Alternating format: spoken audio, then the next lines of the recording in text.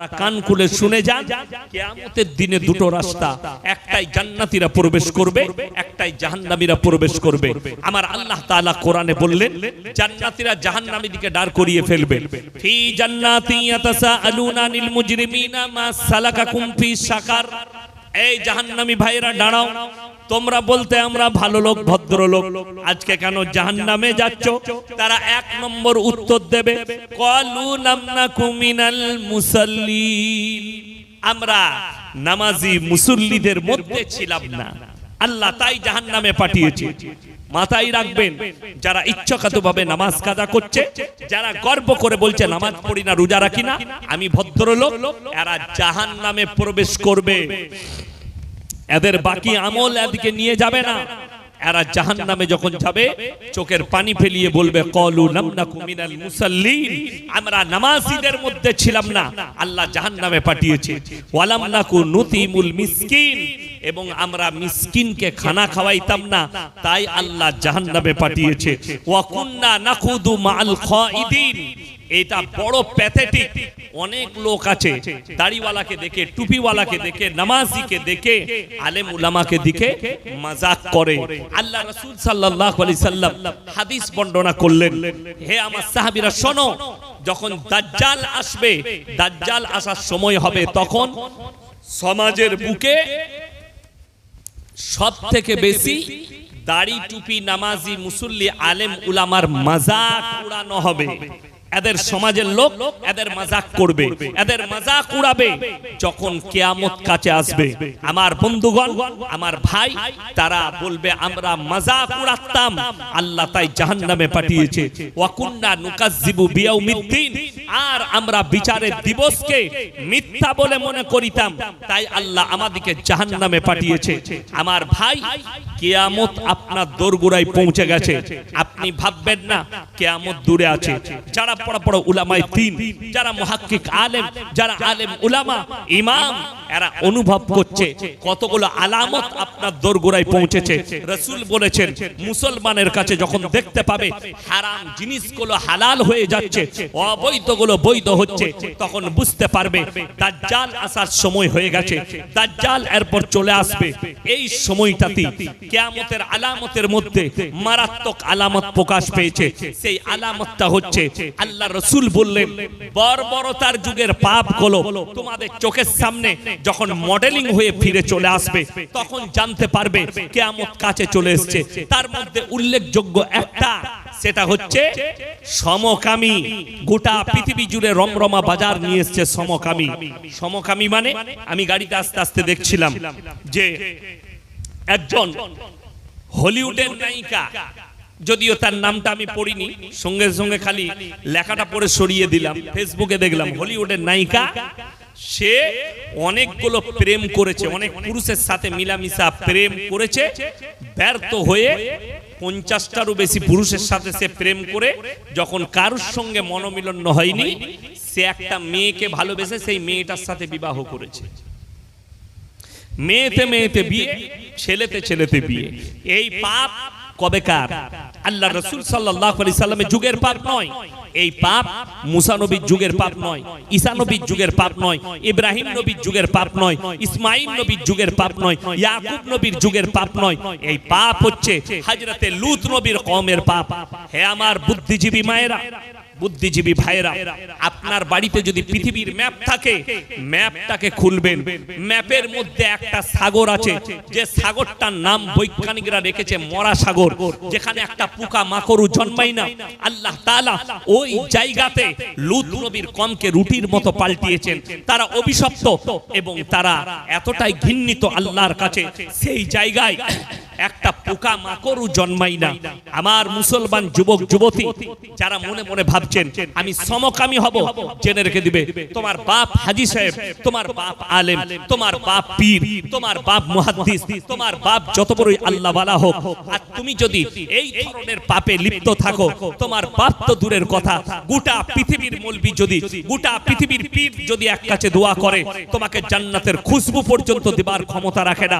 যেহেতু আগে চলুন, আল্লাহ আল্লাহ তাআলা কোরআনে দুজন নবীর বিবিকে জাহান্নামী ঘোষণা করেছেন। নবীর বিবি, নবী পয়গম্বর যাদের জন্য আল্লাহ বলেছেন তারা মাসুম, তারা জান্নাতি, নবীরা জান্নাতি, নবীরা মাসুম। এরকম দুজন নবীর বিবি জাহান্নামে যাবে। একজন হচ্ছে নূহ নবী, একজন হচ্ছে লূত নবী। এদের দুজনের বিবির মারাত্মক তিনটে অপরাধ। নাম্বার 1, আল্লাহকে অবিশ্বাস করা, তার নবীকে অবিশ্বাস করা। নাম্বার 3, স্বামীর অবাধ্যতা করা। আর লূত নবীর বিবির কাছে আর একটা মারাত্মক পাপ ছিল, যেটার নাম হচ্ছে সমকামী, যার কারণে লূত নবী অনেক অনুরোধ করেও পারেনি। আল্লাহ কোরআনের লাকির টেনে দিলেন, হে আমার নবী তুমি শুনে নাও, তোমার উম্মতিকে শোনাও। এই পাপে লিপ্ত থাকার কারণে আমি নূহ নবীর বিবি আর লূত নবীর বিবিকে জাহান্নামী ঘোষণা করলাম। এটা পৃথিবীর মানুষকে শুনিয়ে দাও। আল্লাহ লাকির টেনে দিয়েছেন, এটা আর ফিরবে না। ফিরাউন জাহান্নামে যাবে, তার বিবি আসিয়া তিনি জান্নাতি। আল্লাহ কোরআনে ঘোষণা করেছেন আসিয়া জান্নাতি, তার স্বামী ফিরাউন চিরকালের জন্য জাহান্নামী। যে রব দাবি করেছে, যে নিজেকে আল্লাহ বলে দাবি করেছে, আল্লাহ তাকে জাহান্নামী করেছে। কোরআনে আছে দারাবাল্লাহু মাতালাল লিল্লাযিনা কাফারু ইমরাআতা নূহি ওয়া ইমরাআতা লূত কানাতা তাহতা আবদাইন মিন ইবাদিনা সালিহাইন ফাকানাতাহুমা ফালাম ইউগনি আনহুমা মিনাল্লাহি শাইয়্যা ওয়া কিলা দুখুলান নার মা'আদ দাখিলিন। আমার দুজন উলুল আজম নবী, হাবিব পয়গম্বর নূহ নবী আর লূত নবী, দুজনের বিবিকে জাহান্নামে দেব। এরা নবী হওয়ার পরেও আটকাতে পারবে না। হে আমার নবী, তারা চুপ করে নবীরা দাঁড়িয়ে থাকবে আর তাদের বিবিরা জাহান্নামে প্রবেশ করবে। পাপ কি? সমকামী। আজকে গোটা পৃথিবীতে লিগ্যাল হয়ে গেছে সমকামী, নারীতে নারীতে বিয়ে, পুরুষে পুরুষে বিয়ে। দ্বিতীয় নম্বর, কিয়ামতের আলামতের মধ্যে মারাত্মক আলামত। আল্লাহ রাসূল বললেন, যখন দেখতে পাবে পৃথিবীর বুকে হারাম আওলাদে ভরে যাবে, কিয়ামতের পূর্বে হারাম আওলাদগুলো প্রমোট হবে কি করে, তার 1 নম্বর বলে দিই। এখন বর্তমানে ভারতবর্ষে সব ধর্মের মানুষের কাছে, এটা শুধু মুসলিম নয়, শুধু হিন্দু নয়, শুধু শিখ নয়, শুধু ইসাই নয়, দলিত আদিবাসী নয়, গোটা ভারতবর্ষে একটা মারাত্মক পাপ ছুটছে। সেটা হচ্ছে লোকের বউকে নিয়ে পালিয়ে গিয়ে ঘর করা। 3 দিন আগের ঘটনা, বিহার উত্তর প্রদেশের একজন ভদ্র লোক তার মেয়ের বিয়ে ঠিক করেছে। দিন ঠিক হয়ে গেছে, বিয়ে হবে 1 সপ্তাহ পরে। জামাই যে হবে সে শাশুড়িকে নিয়ে পালিয়ে গেছে। যা বুঝে করো, মোবাইলে দেখলাম, আমি খবরে দেখাচ্ছে। তাদেরকে পুলিশ অ্যারেস্ট করেছে, মেয়েটাকে থানায় আনা হয়েছে। मीडिया वाला जिज्ञेस करছে, आप किससे शादी, किसके पास रहना चाहती है? बोलছে मैं तो अपने जो नया शौहर है, मेरा दामाद है, मैं उसी के पास रहना चाहती हूँ। बोले क्यों? बोले वो मेरे को सब सुख दे रहा, सब सुख, सोने का, पीने का, खाने का, हर चीज का। मेरा जो मर्द है ये अच्छा नहीं, ये हमको सुख नहीं दे पाता, इसीलिए मैंने उसके साथ भाग गया। এটা একটা গেল। আর একটা বিহারে লোকটার বয়স হচ্ছে 55, মেয়েটার বয়স হচ্ছে আপনার খুব জোর হলে 24। मीडिया वाला जिज्ञेस করছে, ये कौन है? बोले मेरा पापा है, पहले पापा था, अभी मेरा शौहर है। बोले अजीब बात है, अपने पापा से शादी कर ली? बोले हमारा मर्जी है, हम एक दूसरे से मोहब्बत करते हैं। এখানে আপনাদেরকে একটা মারাত্মক রাসূলের হাদিস শুনিয়ে যাই। ইসলাম ইজ দা সেফটি। আল্লাহ রাসূল বললেন, যদি কোনো পুরুষ মানুষ, দেখুন আমাদের যাদের মেয়ে আছে, মেয়েকে অনেক বাপ ভালোবাসে না, বাসে না, জান দিয়ে ভালোবাসে। আমার দুটো মেয়ে, দুজনকেই ভালোবাসি। ছোট মেয়ে আমার কলিজার টুকরা, কিন্তু জানেন তার 7 বছর বয়স হয়ে গেলে তার কাছ থেকে তার বাপের বিছানা আলাদা করে দাও। মোহাব্বত একদিকে, শরীয়ত একদিকে, তার বিছানা আলাদা করে দিতে হবে বাপের কাছ থেকে। নাম্বার 2, অনেক মা সে বলে আমার বেটাকে আমি ভালোবাসি, তোমার ভালোবাসা জায়েজ, কিন্তু ছেলেটার বয়স যখন 7 বছর হবে তার বিছানা আলাদা করে দিতে হবে মায়ের কাছ থেকে। সে বাবার পাশে শুবে, মায়ের কাছ থেকে বিছানা আলাদা। এটা শরীয়ত বলছি। লন্ডনের একটা ঘটনা, আজকে এটা ভারতে ঘটেছে। 5 বছর আগে লন্ডনের আদালতে একটা কেস গিয়েছিল, বাপ আর বিটি একে অপরকে বিবাহ করবে। আদালতে কেস গেছে, আদালতে জজ তাদেরকে জিজ্ঞেস করেছে কি ব্যাপার, তুমি তোমার মেয়েকে, নিজের মেয়েকে বিয়ে করবে? সে বলছে এর মা মরে যাওয়ার পরে আমি মানুষ করেছি, এক বিছানায় আমরা শুতাম, আমরা নিজেরা বুঝতেই পারিনি কখন আমরা শারীরিক সম্পর্কে জড়িয়ে গেছি। জোরে বলুন নাউজুবিল্লাহ। আমার বন্ধুগণ, আমার ভাই, লোকের বউকে নিয়ে পালিয়ে গিয়ে ঘর করা। বর্ধমান জেলার লোক পালিয়ে এসে সাঁতরাগাছিতে ঘর ভাড়া নিয়ে বাস করছে, আপনার মৌখালীতে। লোকের ঘর ভাড়া নিয়ে লোকের বউকে নিয়ে পালিয়ে এসে বাস করছে। মৌখালীর লোক মনে করছে এত বড় অলি তো দেশে নাই। আর মৌখালীর লোক আমার বর্ধমানের লোকের বউকে নিয়ে পালিয়ে গিয়ে ঘর করছে। আর আমার বর্ধমানের লোক মনে মনে ভাবছে এত বড় অলি তো কেউ নাই। কিন্তু দুটোই হারামখোর, জিনা করছে দিনরাত। যদি বলেন কেন, ইসলামী শরিয়া শুনেলেন আল্লাহর কাছে 3টে মারাত্মক পাপ। কটা বললাম? নিকৃষ্ট পাপ 3টে। নাম্বার 1 সেটা হচ্ছে শিরকের পাপ। ইন্না শিরকা লাযুলমুন আযীম। কেউ যদি জেনে বুঝে শিরক করে, আমি সেই গুনাহ জীবনে তাদেরকে ক্ষমা করব না, আমি আল্লাহ জাহান্নামে দেব। সেই পাপটা আল্লাহ ব্যতীত অপরকে ভালো মন্দের মালিক মনে করা। আল্লাহর যে ক্ষমতা, সেই ক্ষমতা পৃথিবীতে আর কারুর আছে এটা ভাবা, আল্লাহ ছাড়া আর কারুর কাছে ভালো মন্দ চাওয়া। যেমন একটা কথা বলে দিই, আমাদের দেশে দেখবেন লরির ড্রাইভাররা বিভিন্ন বিহার থেকে, উড়িষ্যা থেকে, ইউপি থেকে গাড়ি নিয়ে ঢুকছে না ঢুকেনি? আপনার এই রোডে, হাই রোডে ঢুকছে না? এইখানে রোডেতে, রোডের মধ্যখানে কোথায় একটা মাজার আছে আমি দেখেছি, এই সামনে। হ্যাঁ, যাই হোক, আমি তো প্রায় পেরিয়ে যাই। কালকে আবার যাব আমি 24 পরগনা, আপনাদের উপর দিয়ে পেরিয়ে যাব।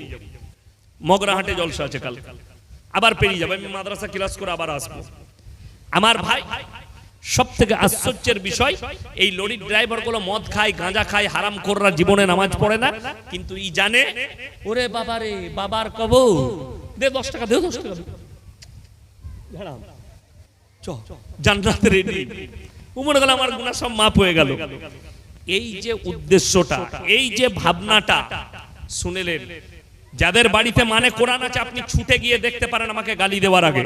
17 পারা শেষ পৃষ্ঠা শেষ রুকু। কত পারা বললাম? এই তাড়াতাড়ি বলো, কত পারা? 17 পারা শেষ পৃষ্ঠা শেষ রুকু। ইয়া আইয়ুহান নাসু যুরিবা মাতালুন ফাসতামিউ লাহ ইন্নাল্লাযীনা তাদউনা মিন দুনিল্লাহি লা ইয়াখলুকু দুবাবান ওয়ালা বিজতামাউ লাহ ওয়া ইয়াসলুবুহুমুদ দুবাবা শাইআন লা ইয়াস্তানকিদুহু মিন। হে পৃথিবীর মানুষ শোনো, তোমরা যাদের কাছে ভালো মন্দ চাও তাদেরকে জিজ্ঞেস করো, তারা একটা মাছি পর্যন্ত সৃষ্টি করতে পারে না। মাছি সৃষ্টি অনেক দূরের কথা, মাছি যদি তাদের কাছ থেকে কোনো জিনিস ছিনিয়ে নিয়ে যায় সেটা উদ্ধার করার মতো ক্ষমতা নেই। তারা হচ্ছে শক্তিহীন, আর আমি আল্লাহ হচ্ছি শক্তিশালী। আমি আল্লাহ শক্তিশালী আর তারা হচ্ছে শক্তিহীন। এখানে হাজী সাহেব কে কে আছেন? হাত তুলেন, তাড়াতাড়ি হাত তুলেন। হাজী সাহেব কে কে আছে? পানিটা দেন। হাজী সাহেব কেউ নেই? মাশাআল্লাহ একটা। আর উমরা করে এসেছেন? বিসমিল্লাহ।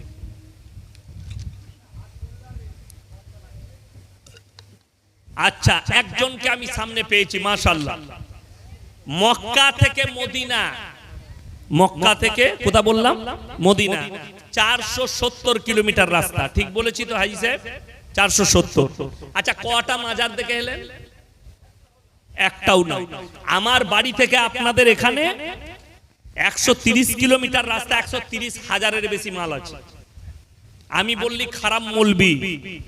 সব থেকে দুঃখের বিষয়, উনি দেখে এসছেন ওহুদের প্রান্তরে লোহার ব্যারিকেড দিয়ে ঘেরা আছে 70 জন সাহাবীর কবর। ঠিক বললাম না হাজী সাহেব? সেখানে একজন শুয়ে আছেন নবীজির চাচা যান হযরতে আমিরে হামজা রাদিয়াল্লাহু তাআলা আনহু, যার বুকটা চিড়ে যুদ্ধের ময়দানে হিন্দা বলে একজন কালিজা খট্টা বার করে চিবিয়ে খেয়েছিল। আল্লাহ হিন্দাকেও ঈমান দান করেছিলেন। জোরে বলুন সুবহানাল্লাহ। এরকম সাহাবী শুয়ে আছেন যিনি শহীদ হয়েছে। শহীদ যারা হবে তারা জান্নাতি না জান্নাতি নয়? জান্নাতি। তো যিনি শহীদ হয়েছেন এরকম সাহাবী শুয়ে আছেন, তার মাজার হলো না, কিন্তু বড় কষ্ট লাগে, দুঃখ লাগে। আমাদের দেশে যে যেখানে পেরেছে বাজার চালাবার জন্য মাজার তৈরি করেছে। আমি পীরের বিরোধী লোক নয়, শ্রদ্ধা করি, সম্মান করি। আমার ভাই, আমার আব্বাজি আমার কাছে বড় পীর, তাকে কতটা সম্মান করি, শ্রদ্ধা করি। আমার মাদ্রাসায় এলে বুঝতে পারবেন, আমাদের মাদ্রাসায় এলে আমি তাকে কতটা রেসপেক্ট করি, ওখানে গেলে বুঝতে পারবেন। আগে চলুন, আমি যেটা বুঝাচ্ছি, দ্বিতীয় নম্বর মারাত্মক পাপ ওয়ালা তাকতুলু, এটা বিবাহিত মহিলা, বিবাহিত পুরুষ, অবিবাহিত মহিলা, অবিবাহিত পুরুষ, তোমরা কান খুলে শুনে নাও, এটা সকলের জন্য নসিহত কোরআনে আল্লাহ দিয়েছে। ওয়ালা তাকতুলু আওলাদাকুম খাশিয়াতা ইমলাক নাহনু নারযুকুহুম ওয়া ইয়াকুম। হে আমার নবী, বলে দাও, তোমরা দরিদ্রতার ভয়ে, তোমরা খাওয়াবার ভয়ে পেটের সন্তানকে কতল করো না। ইমাম বুখারী রাহমাতুল্লাহ আলাইহি বুখারী শরীফের মধ্যে এনেছেন যে যারা নিজেদের পেটের বাচ্চাকে কতল করে, হত্যা করে, আর তারা যদি মনে করে আমরা এরপরে নামাজ পড়ে জান্নাতে যাব, তারা আল্লাহর কাছে ক্ষমা চাইবে। এখন আল্লাহ ক্ষমা করবেন নাকি, এটা আল্লাহর উপর ইখতিয়ার। ক্ষমার কোনো রাস্তা হাদিসে নেই, ক্ষমার কোনো রাস্তা কোরআনে নেই, যেহেতু সে নিরীহ প্রাণীকে হত্যা করেছে, পেটের বাচ্চাকে, একটা মানুষকে। যে আসে নিজের রুজি মেপে আসে। নাম্বার 3, এটা ভালো করে শুনবেন, বিবাহিত পুরুষ, অবিবাহিত পুরুষ, বিবাহিত মহিলা, অবিবাহিত মহিলা। ওয়ালা তাকরাবুজ জিনা ইন্নাহু কানা ফাহিশা ওয়া সাআ সাবিলা। ব্যভিচার করা তো দূরের কথা, যে রাস্তায় ব্যভিচার হয় সেই রাস্তার ধারে পাশে তোমরা যাতায়াত করো না। এইটা সম্পর্কে ইমাম বুখারী রাহমাতুল্লাহ আলাইহি বুখারী শরীফের মধ্যে এনেছেন হাদিসটা, যে আল্লাহ রাসূল সাল্লাল্লাহু আলাইহি সাল্লাম এর শাস্তি ঘোষণা করেছেন যে কোনো যদি বিবাহিত মহিলা, কোনো যদি বিবাহিত পুরুষ, তারা যদি পরকিয়া করে, আর যদি দেশের আইন শরিয়া যদি ইসলাম হয়, যদিও আমরা যে দেশটায় বাস করছি এটা ভারতবর্ষ, ভারতের কোর্ট আছে, বিচার ব্যবস্থা আছে, সব আছে, কিন্তু যদি ইসলামী শরিয়া হয়, ইসলামী আইন থাকে, তাহলে তাকে হত্যা নয়, জনসমক্ষে নিয়ে এসে তাকে পাথর মেরে মেরে কষ্ট দিয়ে তাদের দুজনকে হত্যা করতে হবে। বিবাহিত পুরুষ আর বিবাহিত মহিলা এরা যদি পরকিয়া করে, আমার বন্ধুগণ, যদি কোনো ব্যক্তি জোর জবরদস্তি কেউ কি যদি ধর্ষণ করে, আর যদি প্রমাণ হয়ে যায় ধর্ষণটা, তাকে হত্যা নয়, তাকে খেপা কুকুর লাগিয়ে, তা না হলে পাথর মেরে মেরে এবং জনসমক্ষে হত্যা করতে হবে। তাকে পাথর মেরে মেরে এবং তাকে খেপা কুকুর লাগিয়ে ছিঁড়ে খাইয়ে দিতে হবে। নাম্বার 3, যদি অবিবাহিত পুরুষ হয়, অবিবাহিত মহিলা হয়, আর এরা যদি পরকীয়ায় লিপ্ত হয়, এদিকে গাছে বেঁধে জনসমক্ষে এদিকে 100টা করে চাবুকের বাড়ি মারতে হবে। এই 3টে পাপ বড় নিকৃষ্ট পাপ। বর্তমানে অনেক পুরুষ মনে করেছে আমি লোকের বউকে নিয়ে পালিয়ে এসেছি, এটা কোনো ব্যাপার নয়, এটা স্যাম্পেলি একটা ব্যাপার। শুনে রেখে দেন, যতক্ষণ পর্যন্ত তার আগের স্বামী ডিভোর্স না দিচ্ছে এবং মহিলাটা 3 মাস 10 দিন ইদ্যত পালন না করছে, তার আগে যদি সে কারোর সঙ্গে চলে যায়, জেনে রেখে দিবেন গোটা পৃথিবীর মৌলবি যদি নিকাহ পড়ায়, নিকাহ হবে না, হারাম। এবং বাচ্চা পয়দা হলে সেগুলো হারাম বাচ্চা বলে গণ্য হবে, হারাম আওলাদ বলে গণ্য হবে। যতদিন তার সঙ্গে থাকবে জিনা করার পাপ করা হবে। আগের স্বামীকে তালাক দিতে হবে, ইদ্যত পালন করতে হবে, তারপরে সে অন্য স্বামী গ্রহণ করবে। আমার বন্ধুগণ, আল্লাহ রাসূল সাল্লাল্লাহু আলাইহি সাল্লাম বললেন গোটা পৃথিবীটা হারাম আওলাদে ভরে যাবে। আজকে দেখুন, আমি আপনাদের এখানে জলসা করতে এসেছি, আমাকে যদি জিজ্ঞেস করেন হুজুর আপনার পরিচয় কি, আমি আমার বাপের নাম লুবো না মায়ের? কথা বলে না বাবা। আমি যদি ইনাদিকে কেউ কি জিজ্ঞেস করি ভাই আপনার পরিচয় কি, তো বাপের নাম বলবে না মায়ের? বাপের। বাবা যদি কারো মারা যায় তাও কি বলে? কি বলে? আমি মৃত অমুকের সন্তান, বলে না? বলে। আচ্ছা, আপনাদের এখানে ছাগল নেই? আছে তো? আচ্ছা, ছাগলের বাচ্চা হলে পাঁঠার বাচ্চা বলেন না ছাগলের? ছাগলের। গায়ের বাচ্চা হলে গায়ের বাচ্চা বলেন না ষাঁড়ের? গায়ের বাচ্চা। জানেন কেন? আল্লাহ কত কুদরতওয়ালা। ইনসানের যে পরিচয় আল্লাহ ঘটিয়েছেন ওটা বাপের দ্বারা, আর জানোয়ারের যে পরিচয় ঘটিয়েছেন ওটা মায়ের দ্বারা। মায়ের দ্বারা যদি বলেন এটার সঙ্গে এই হারাম আওলাদের কি সম্পর্ক? মারাত্মক সম্পর্ক আছে, ডেঞ্জার সম্পর্ক আছে। ইমাম আবু হানিফা রাহিমাহুল্লাহ, যুগের শ্রেষ্ঠ ইমাম, তার কাছে একদল মহিলা এসে প্রশ্ন ছুড়ে দিলেন, হে যুগের ইমাম, আপনি বলুন একটা পুরুষ ইসলামী শরীয়তে 4টা বিয়ে করতে পারে, কিন্তু একটা মহিলা কেন 4টা স্বামী রাখতে পাবে না? তখন তিনি বললেন, তোমরা আজকে চলে যাও, কাল সকালে এসো, আমি কালকে উত্তর দেব। সেই মহিলারা চলে গেলেন। এখন আপনার আমার নামে অভিযোগ যে মুসলমান 4 বিবিয়া রাখতে हैं। অনেকজন অভিযোগ করছে। আমি আসামের যিনি মুখ্যমন্ত্রী আছেন হিমন্ত বিশ্ব শর্মাজি, তিনার একটা উক্তি শুনলাম মিডিয়ার সামনে, বলছেন যে মুসলমান 4 বিবিয়া রাখতে, इसके ऊपर भी कानून होनी चाहिए। আচ্ছা, 4টা বউ কার আছে? হাত তুলে। আছে? বিয়ে হয়েছে? বিয়ে হয়নি? তাহলে কি করলে এতদিন?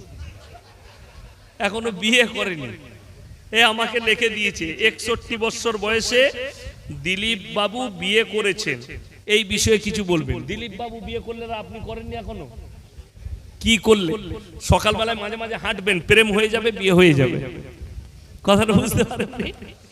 আমার ভাই দেখুন, 4টা বউ কারুর নাই। আছে কারুর? হাত তুলেন তো। 4টা বউ কার আছে?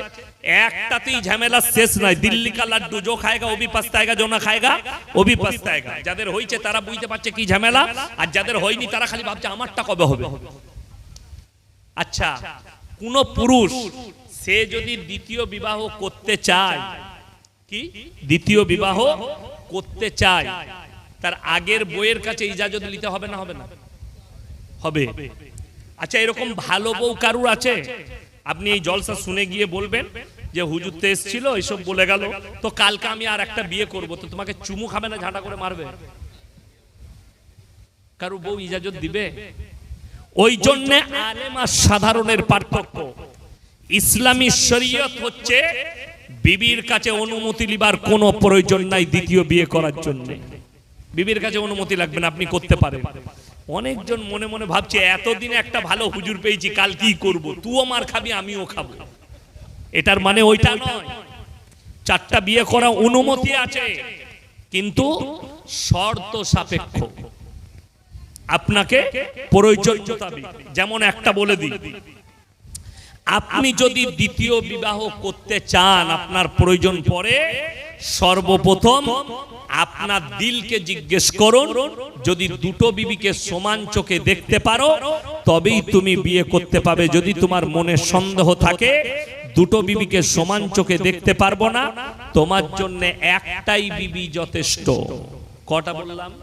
একটাই যথেষ্ট। এরপর সময় পরিস্থিতি কি? ডাক্তারে বলেছে তোমার আর বাচ্চা হবে, আপনি বংশ বিস্তারের জন্য দ্বিতীয় বিবি গ্রহণ করতে পারেন। বর্ধমানে আমার একজন বন্ধু আছেন, খুব ভালো অন্তরের বন্ধু, একদম নাসির ভাই। আমি সময় পেলে, যখন জলসা থাকে না, আমি মাঝে মাঝে চা খেতে যাই। বড় নার্সিংহোম আছে বর্ধমান টাউনে, আশা নার্সিংহোম। আমার খুব কাছের মানুষ। আজকেই জোহরের পরে ফোন করেছিলেন আমাকে যে ভাই একটা মাসলা জানতে। কি? একজন ভদ্র মহিলা এসেছেন মুসলিমদের, তো ডাক্তারে বলে দিয়েছে তার স্বামীর বাচ্চা হবে না, প্রবলেমটা স্বামীর। এখন সে কি টেস্ট টিউব বাচ্চা নিতে পারে, মেশিনের বাচ্চা? আমি বললাম জায়েজ আছে, তবে বীর্যটা স্বামীরই হতে হবে, স্ত্রীর এবং স্বামীর দুজনের বীর্য হতে হবে। দুজনের মধ্যে একজনের বীর্য যদি আলাদা হয়, ইসলামী শরীয়তে বাচ্চাটা হারাম বাচ্চা, অবৈধ বাচ্চা। এইটা হচ্ছে মাসলা, এটা হচ্ছে ফতোয়া। মেশিনের বাচ্চা আধুনিক যুগ, টেকনোলজি যুগ, আপনি নিতে পারেন যদি আপনার এই দিকে বাচ্চা না হয়। কিন্তু মাথায় রাখতে হবে ইসলামী শরিয়া হচ্ছে যে বীর্যটা স্বামী স্ত্রী উভয়ের হতে হবে, দুজনের মধ্যে একজনেরটা যদি আলাদা হয় জায়েজ হবে না। এরপর আপনি কি করবেন? সে বললে কি করব? আমি বললাম তোমার বোনের বাচ্চা নিয়ে মানুষ করো, কোনো এতিম বাচ্চা নিয়ে মানুষ করো, কেউ বাচ্চা ফেলে দিয়ে চলে যায় অনেক সময় হসপিটালে, নিয়ে নাও। আমাদের বর্ধমানে ঘটনা ঘটেছে, আমাদের কাছের মানুষ একজন বাচ্চা হতে এসছে বিহার থেকে বাচ্চা হতে বর্ধমান টাউনে এসছে ডেলিভারি। তো তার শ্বশুর ঘরের লোক বলেছে তার দুটো মেয়ে আছে, তৃতীয় নম্বর মেয়ে হলে সেই মেয়েকে তারা নিবে না। কতটা নিষ্ঠুর বুঝলেন সময়। তো আল্লাহর কি কুদরত, তার তৃতীয় নম্বরটাও মেয়ে হয়েছে। তো একজনের বাচ্চা হয়নি, সে দেখলে এই হারাম পদ্ধতিতে যাব না, তারা বাচ্চাটা নিয়ে নিয়েছে। বাচ্চাটা মানুষ করছে, এখন বাচ্চাটা অনেক বড় হয়ে গেছে, অনেক সুন্দর কথা। আমি একদিন কথা বললাম, আমাকে বলছে ভালো আছেন, আপনি খাবেন, চকলেট খাচ্ছে, আমি বললাম আমাকে দাও, বলে আপনি নিবেন, এত সুন্দর কথা বলছে। তো এই বাচ্চা ছেলেটাকে মানুষ করছে, এইটা জায়েজ আছে, আপনি মানুষ করতে পারেন। কারো বাচ্চা নিয়ে, ভাইয়ের বাচ্চা, বোনের বাচ্চা, ফুপুর বাচ্চা কিংবা কোনো এতিম বাচ্চা আপনি নিয়ে মানুষ করতে পারেন। এরপর অনেকজনের প্রশ্ন থাকবে যে আমি যে কোনো ধর্মের একটা শিশু বাচ্চা নিতে পারি, অবশ্যই আপনি নিতে পারেন, কোনো অসুবিধা নেই। আপনি যে কোনো ধর্মের মানুষের বাচ্চা আপনি নিয়ে মানুষ করতে পারেন। এরপর সে আপনার নাসলে চললে ভালো, আপনি তাকে তারবিয়ত দিবেন ইসলামের, সে ইসলাম পাবে। আর যদি আপনি তাকে না দিতে পারেন, সে তার বিচার আল্লাহ করবেন। পরবর্তীতে আমার ভাই, সকাল বেলায় মহিলারা আসবেন, রাতের বেলায় ইমাম আবু হানিফা রাহিমাহুল্লাহ বাড়িতে খানা খেতে বসলেন। এমন সময় তার মেয়ে তাকে জিজ্ঞেস করলেন, আব্বা আপনি যে এত পেরেশানির মধ্যে আছেন, আপনাকে দেখে মনে হচ্ছে আপনি কোনো টেনশনে আছেন। বলে হ্যাঁ মা,